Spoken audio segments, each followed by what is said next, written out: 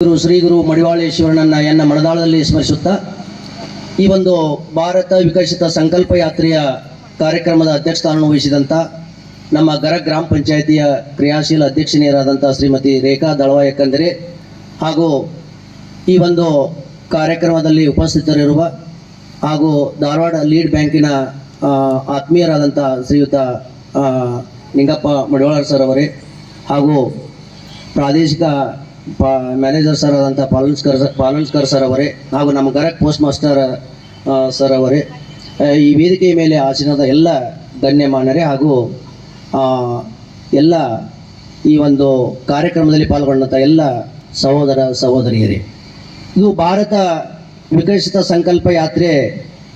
ಇದು ಭಾರತದಲ್ಲಿ ಏನೇನು ರಾಷ್ಟ್ರೀಕೃತ ಬ್ಯಾಂಕುಗಳದಾವ, ಆ ಬ್ಯಾಂಕುಗಳು ಯಾವ ರೀತಿಯಾಗಿ ಗ್ರಾಮೀಣ ಪ್ರದೇಶದಲ್ಲಿರ್ಬೋದು, ಶಹರ ಪ್ರದೇಶದಲ್ಲಿರ್ಬೋದು, ಗ್ರಾಮೀಣ ಜನರ ಒಂದು ಜೀವನವನ್ನು ಕೆಳಮಟ್ಟದಿಂದ ಮೇಲ್ಮಟ್ಟಕ್ಕೆ ಎತ್ತರಿಸುವಲ್ಲಿ ಯಾವ ರೀತಿ ಪ್ರಯೋಜನಕಾರಿಯಾಗಿವೆ. ಈಗಾಗಲೇ ಸರ್ ಹೇಳಿದರು, ಪಾಲನ್ಕರ್ ಸರ್ ಹೇಳಿದರು, ಮೇಡಮ್ ಅವರು ಹೇಳಿದರು,